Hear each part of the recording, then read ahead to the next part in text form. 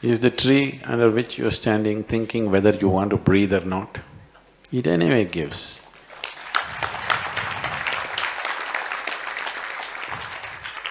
It's up to you whether you want to breathe or not. The tree doesn't make those choices, just gives. How much you want to breathe is up to you.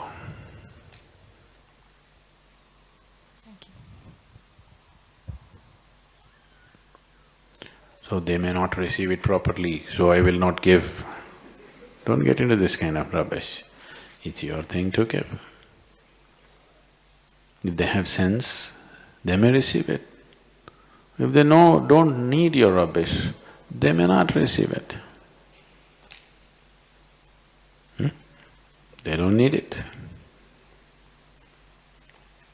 They may be self-contained, they may not need it, or they may not have the sense to receive it. It doesn't matter, that's not for you.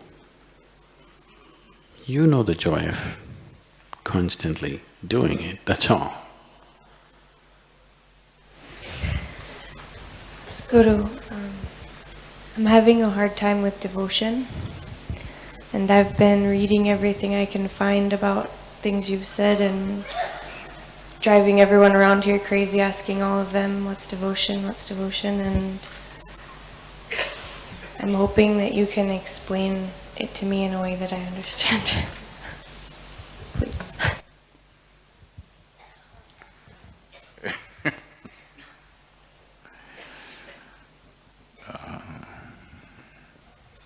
You want to understand devotion or you want to know devotion? You want to know devotion. You want to know devotion, it's one thing. Understanding devotion is an academic thing.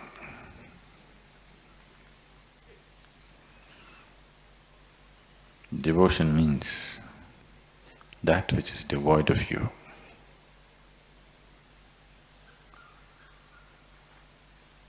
It's a different dimension of intelligence, where your intelligence has flowered to a point, you understand. If you have strived hard enough in your life, you understand this body, this brain, this one can do only this much. But there is something here which is much larger than this one. If you understand this, you will not make more and more out of yourself. You will make less and less out of yourself. When you become nothing, you are naturally devout. Devotion means you allow the existence to flow through you. You allow the grace of the existence to flow through you. Intellect means you will divide everything into a million pieces and you believe you have understood. So don't go about trying to understand. You know that last leaf, that leaf which only came up 2 days ago, do you understand this leaf? Do you? Do you? Why, you're not a science graduate? You study all the goddamn biology that's there on this planet, you will still not know what it is. An ant which is crawling right now in front of you. Do you understand this ant? Do you understand this ant fully? No. Do you understand a single atom in this existence? Even a subatomic particle, do you fully understand? So when you realize everything is here is beyond you, an ant, the way it is made, the mechanics of the ant, just see those 8 legs, how efficiently they're walking without getting tangled up. Just the mechanical part of it, you're not able to understand. Leave the other aspects of it. So if you see everything is beyond your understanding here, from a leaf to an atom to an ant to an atom to a subatomic particle, everything is just beyond your understanding. Would it be not natural for you to bow down to everything that you see? You think you've got it, So now you have to trying to understand devotion.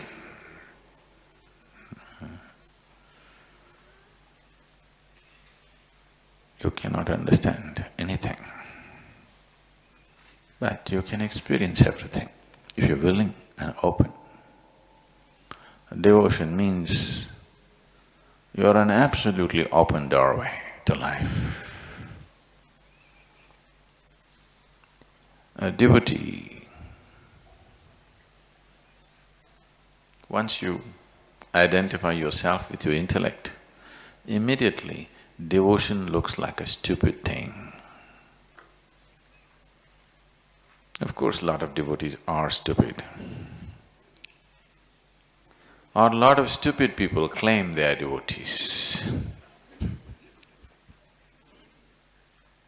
Lot of idiots on the planet who are full of fear claim they are devotees. In India, it's become synonymous, Bhaya Bhakti. That means they're uttering the word Bhaya means fear, Bhakti means devotion. They're uttering these two words as if they are same. If you are in fear, obviously there is no devotion in you. If you are in devotion, there just cannot be any fear in you. There simply cannot be any fear in you if you're in a state of devotion. But now people understand these two things which are diametrically opposite to each other as one thing because it's convenient for them. This has become the normal understanding because all kinds of idiots, the most idiotic on the planet, claim that they are devotees. Stupidity is not devotion. Devotion is a different dimension of intelligence which has understood that intellect is a limited instrument. With this you cannot grasp the world. Stretch this intellect to its limit, you will clearly realize, with this you can survive. With this you can look smart in a tea party.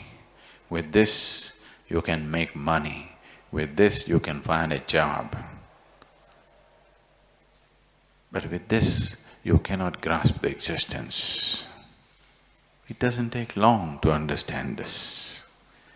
If you understand this, then you will naturally bow down and become a devotee. It's not an act, it is absence of your rubbish, that's devotion. When your rubbish stops, devotion is. Devotion is not an act. That if you go and do puja in a temple or pray in a church or stand upside down, that's not devotion. They're trying to work up their devotion. Devotion means you have seen the limitations of who you are and you have seen the boundlessness of what it is. Compared to this and this, it looks too small, too minuscule. So naturally, you will be devout. There is no other way to be. You understand, being identified with the smallness of who you are is the only barrier you have, and you will become devoid of yourself. When you are devoid of yourself, you are a devotee. There is no other way.